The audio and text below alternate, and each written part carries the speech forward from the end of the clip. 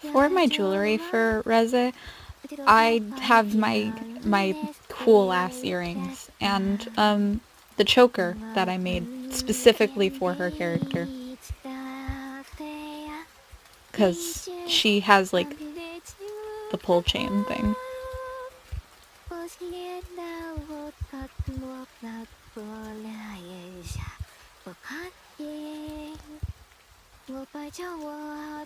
Reze is a Russian from the USSR.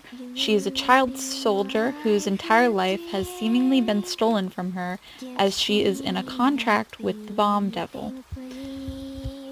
She is what fans usually call a weapon hybrid, or just a weapon.